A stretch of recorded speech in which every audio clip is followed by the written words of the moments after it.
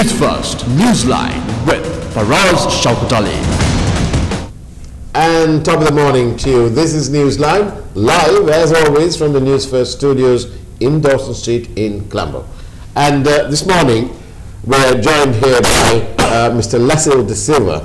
And I'm going to start off by asking Mr. de Silva a question, and I'm hoping that he'll be able to answer it as citizen Lacille de Silva. Very good morning to you. Very good morning to you, Faraz. Citizen de Silva, it's lovely to see you. That's the happiest to be addressed in that way. Citizen de Silva. Citizen de Silva. Now then, I want to ask you this, all right? Listen to the bit, the flow. Sometime back, during the war years, a chap by the name called KP. Yeah, KP. He was in charge of procurement for the LTTE. Now we have to remember that the LTTE was infamously famous. Yeah. They were famous for being the most feared terror organization in the world. Definitely. Right? They are the same outfit that gave the world a lasting gift, the world of terror a lasting gift. It's also known as the suicide bomber. Yeah, you're right. Yeah. Right? Yeah. That was devised by them. Definitely. Now, towards the end of the war, the Sri Lankan authorities managed to find KP, to rendition him or return him to Sri Lanka. Correct. KP now appears to have been rehabilitated because he's living quite freely up in the north. Correct, yeah. Now, that's on the one part. The next bit is our Minister of Sport, Mr. Harin Fernando.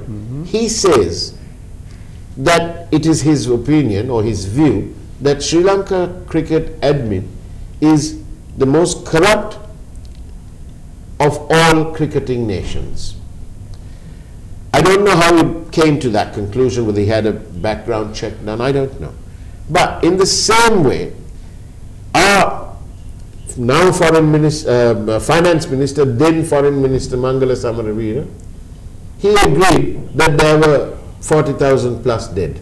Right, yeah. And he was happy, along with Ranil, RW, dear Ranil, to support to co-sponsor that UN resolution along with the United States. All right? Yeah, yeah. Now, this was all done. Now, these are the same people who make these statements and so on and so forth, and who tracked down KP and brought him back and apparently rehabilitated him. Now, these are the same people who want us to believe, that Arjuna Mahendran cannot be found, that they cannot serve notice on him, and they don't know when he can be brought back, and therefore it is unfair to keep Messrs. Aloysius and Palisena locked up in remand. Do you believe it's not possible? I don't think it could be accepted because, you know, that's a long story. If there is a will, there is a way. That's all what I believe. Well, obviously there is a will and there is a way, because a South African media house, we discovered this yesterday, a South African media house has not only found Mahendran, they have interviewed him and got his own analysis on, of all things, a potential money laundering deal involving an international bank, right? And they have quoted him in their website. So to do that, they know where he is, right? They've been able to speak to him. But the outfit or the government that was so clever and capable of bringing KP down, they can't find Arjuna Mahendran. No, as I said, if there is a will, there is a way. Let me take you back to the Presidential Commission investigations.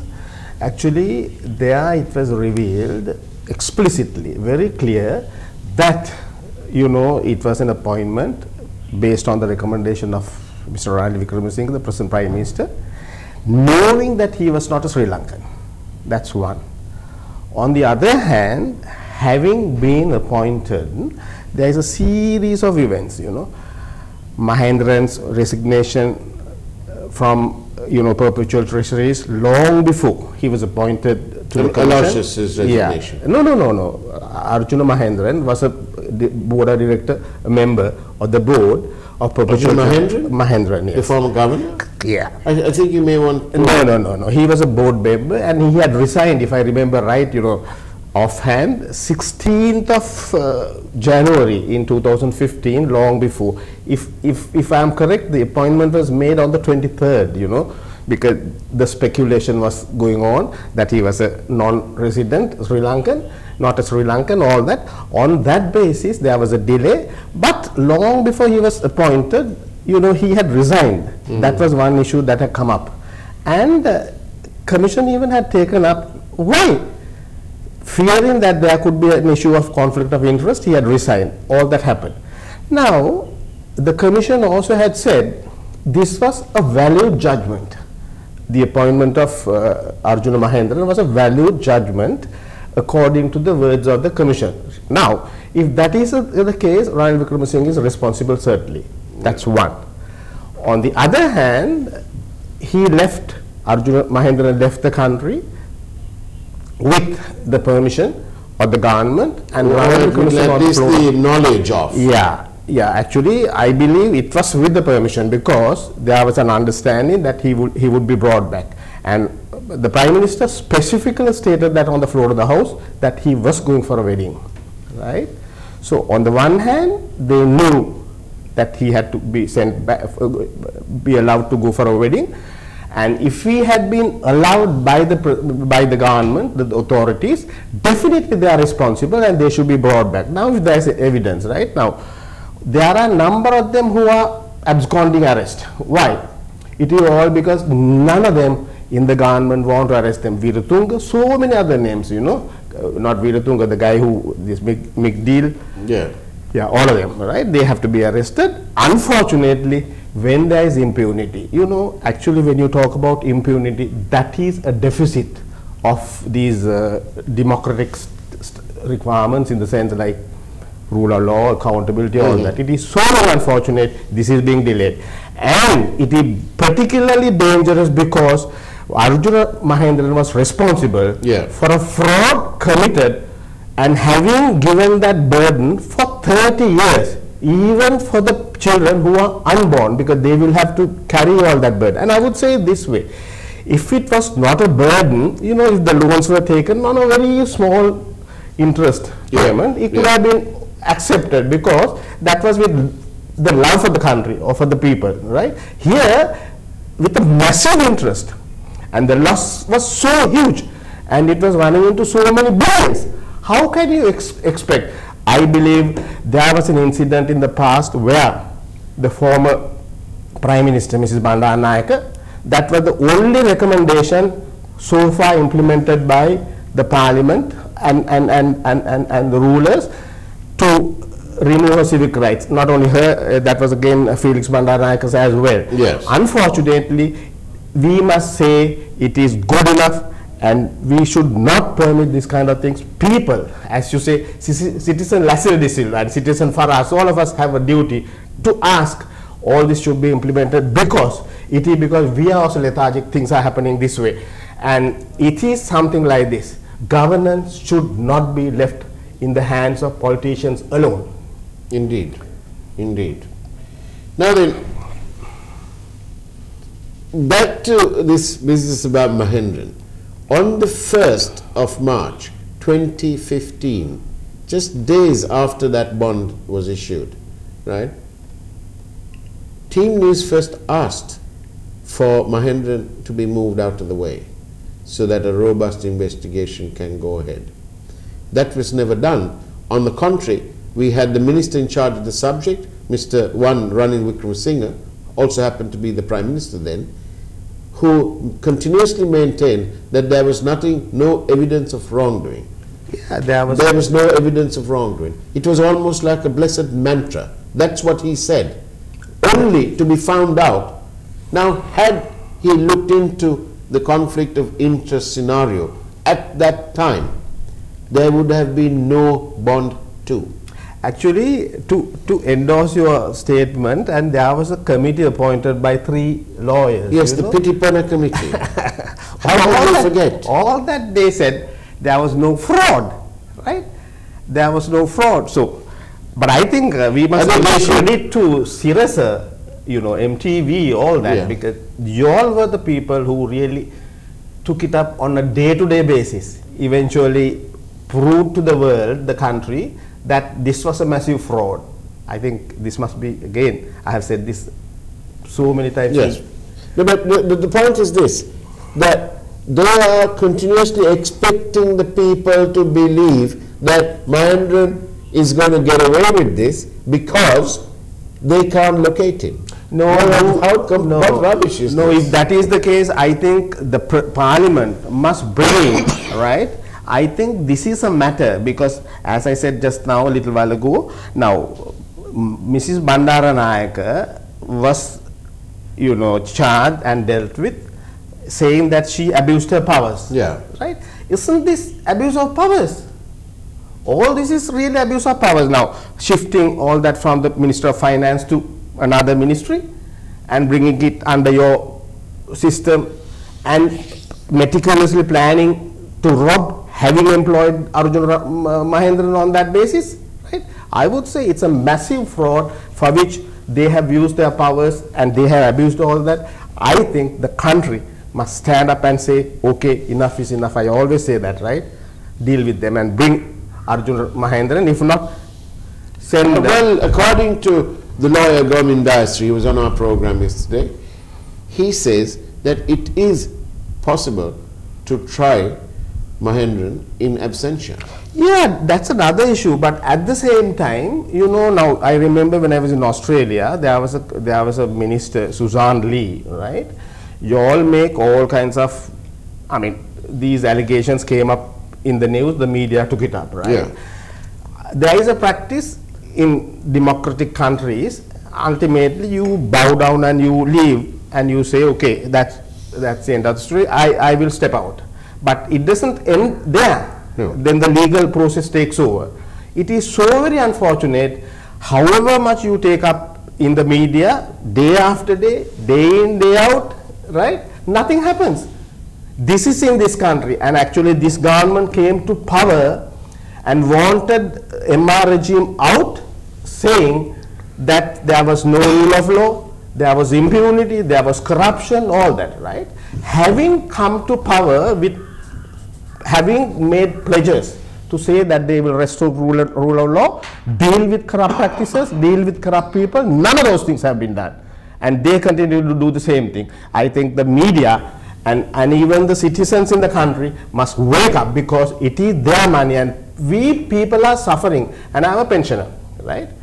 I get a very small pension compared to what happens, right? Those are irregularities again. Yeah. Unfortunately, members of parliament, they get increases when there's an increase in the pension members' allowances parallel on that basis, right? It is very unfortunate the public servants are not regarded that way, treated that way. My argument is, right, enough is enough. It is always better if we can certainly ensure that the people, the public, in the sense, elected representatives who have violated rules, abused powers, right, they should be definitely dealt with. Impunity has gone too far. Thank you for that. And on that note, Lacille de Silva, we'll take a short break. Don't go away. After all, this is Newsline.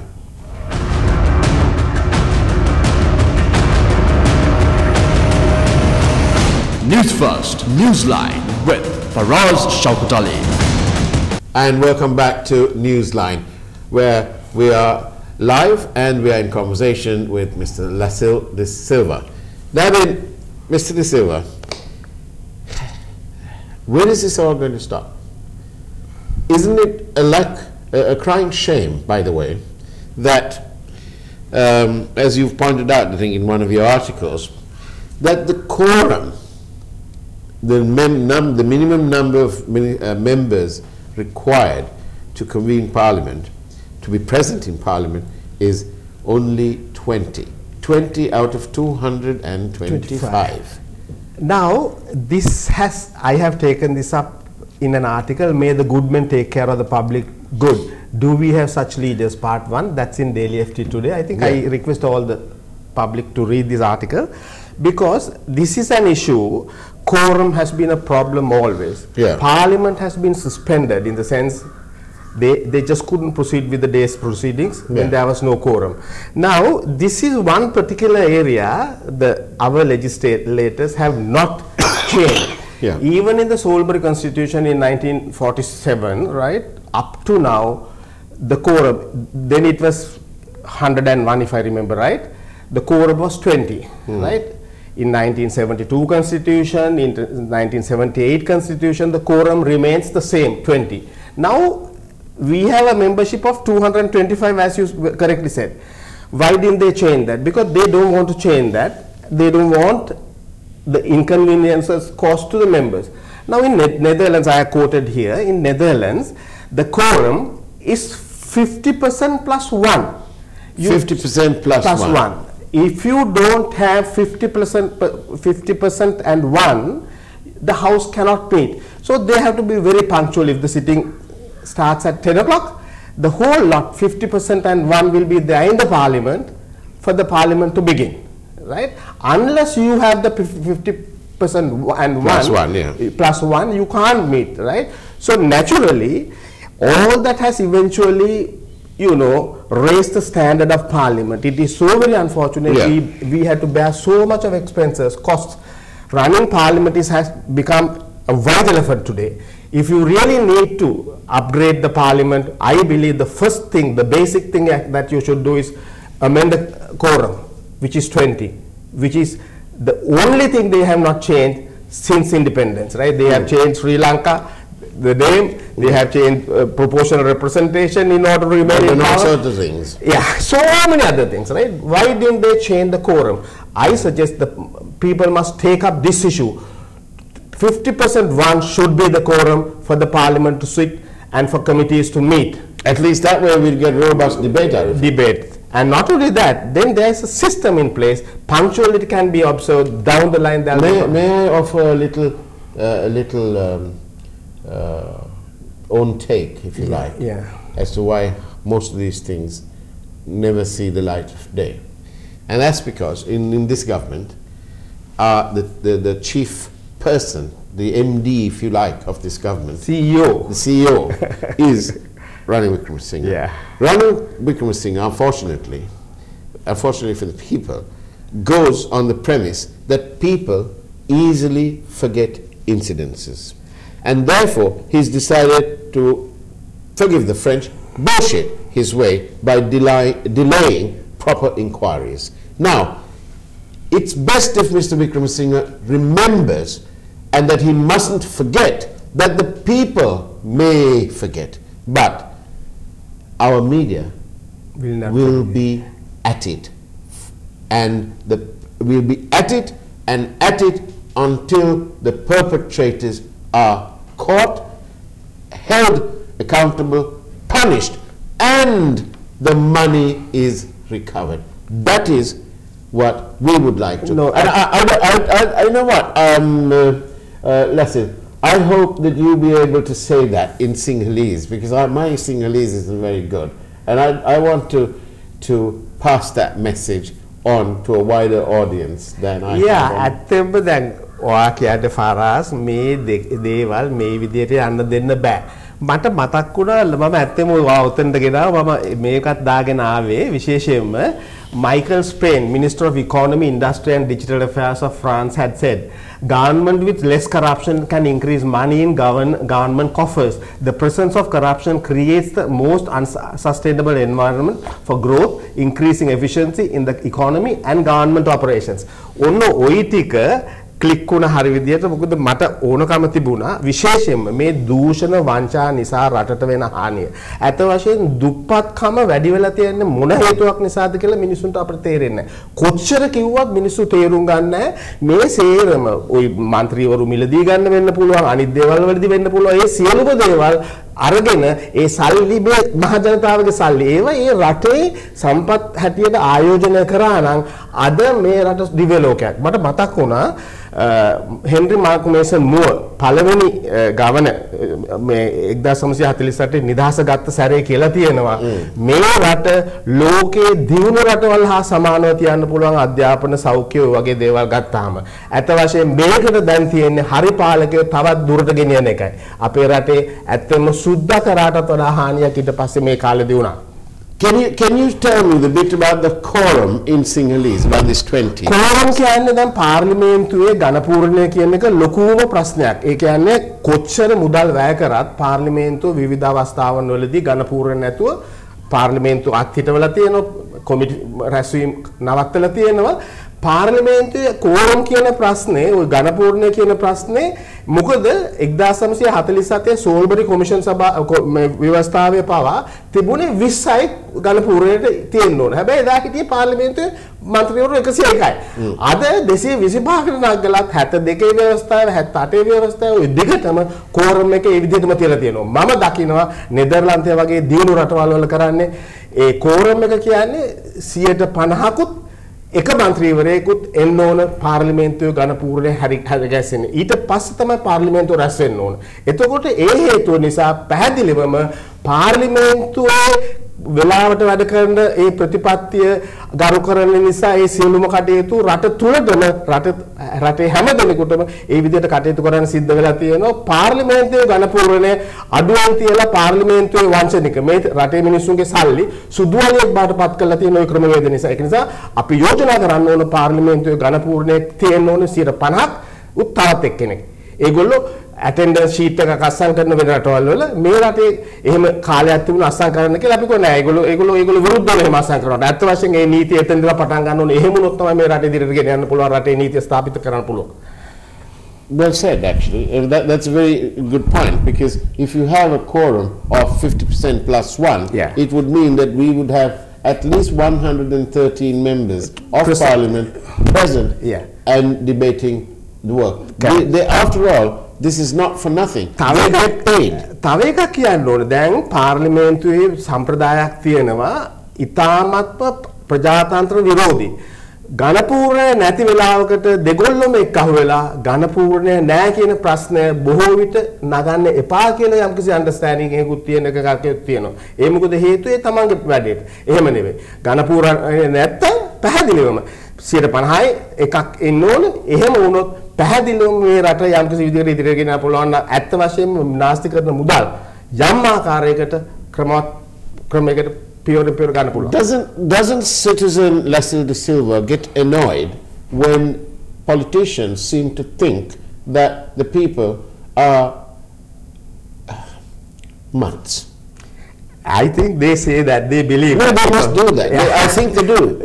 They do that. But they're in for a terrible shock. They're still not reeling from getting over that shock. The shock was delivered with a big punch right where it hurts in February 2018. When the people decided enough is enough and they voted. Why do you think they're not having elections now? No, actually, you know, the commissioner very specifically said it is so undemocratic not to hold elections, right? That's a democratic right. You should never deny. Yes, and the elections commissioner, God bless his soul, Mahinda Deshapre, he said that. He said something on the lines like, what did he say? Elections are not an option, it is a right. Not only a right, we have to definitely use our vote to elect governments and throw out governments. It is so very unfortunate, it is again Jaja or the government which removed these by-election systems also. In this country we need by-elections too. That is the way how you check the pulse of the people, right? If you hold by-elections now, then they get the message that they are not living up to the expectations of the people. So it is so very unfortunate, it is so very undemocratic not to deprive people of their due voting rights. not to hold elections. Not only not holding elections, but you have to run acceptable governance and accepted by the people. So it is so very unfortunate none of the things are there in the present system. It has to be changed. It has to be changed. How do the people, what do you think the people can do? I mean, can we march to the Treasury? Can we march to the Prime Minister's office? Whatever it is, and demand action against Mahendra. In this article, I have said another thing. Now, Ranil Wickremesinghe apparently copied this 100-day program from President Roosevelt. I have clearly specified this. Unfortunately, he had taken steps to amend 15 laws, and he had inculcated all that into the system. It is so very unfortunate, just all that. I think for purposes of rhetoric and for hoodwinking the people, but again, hoodwinking is enough and enough, no more. It's sad, isn't it? What propels people who are who strive to serve people? What happens to them when they receive power? What happened to you, right? When people get hurt, now Commissioner said his heart aches, right? What happened to you when you wrote up all those issues, right? And they threatened the mass media, all that, right? No, they have to be allowed to speak the truth, and they also must speak the truth. It is so very unfortunate they want to, you know, I mean, all those democratic rights. Actually, they should encourage people to come out with the facts, right? And they should run moral and ethical governance. It is so very unfortunate the system has changed, and time has come for us to ensure that our leaders resort to good governance. I mean, good governance in the sense, not the kind of good governance, you know, the rhetoric alone, right? It has to be good governance in its true meaning, true sense. Backed by delivery. Definitely. Backed by accountability, definitely, transparency, yes, responsibility. Those are democratic norms, right? Unfortunately, those democratic requirements are not there. That is why it is with so much of, say, impunity. Big problem, impunity in the country. So all our public officials, again, I'm going to rub it in. All our public officials, they've flew here, there, and everywhere, obviously not in economy, in coach, but in other things. They've stayed in hotels, they've spent our money. Definitely. And they've only come back and said, oh, we can't find out in the mind. But a media outfit based in South Africa have managed to track him down, get an opinion from him on some matter, and ironically on money laundering. God knows how much of the so many billions that they profited out of, God knows how much of that was laundered. Think about it. We got back KP back again here to Sri Lanka. And now we need to get Arjuna Mahendran. And now he's the new KP. AM, Arjuna Mahendran. When you're traveling, keep an eye open. Get your cameras out at the ready. Because one of these days, the people will find him long before our authorities find him. And let's get our money back. They can try him ex parte without him being present. No, that's why, you know. And they can go after his assets. There will be revolutions. Why did the LTTE, the JVP in 71 and 89, all that, right? It was because the governments did not deliver what they should deliver. And the youth took up arms against them, right? So it is so very unfortunate whether these people are again inviting the youth. After all, you know, they are sowing the seeds of frustration amongst the people by not so very on democracy. Right? Schools are being shut. Now, free education, Dr. C.W.W. Kanankara, right, wanted schools all over. Every 2 miles, there was a junior school. Every 5 miles, there was a Mahavidyalaya. In prominent cities, Madhya Mahavidyalayas. Actually, over the period up to now, nearly 1,500 schools have been shut down, and people have no schools for their children. They find all kinds of excuses, lame excuses, right? Not that. There must be provision educate the people, so that if the people are educated, they will know what has gone wrong. Lacille, thank you very much for being on Newsline. We appreciate your presence. Thank you very much. And thank you for watching Newsline. We'll see you again tomorrow with another guest and a topic that will be clearly close to the heart, to your heart, the people's heart. Take care, have a great day ahead, and of course, God bless.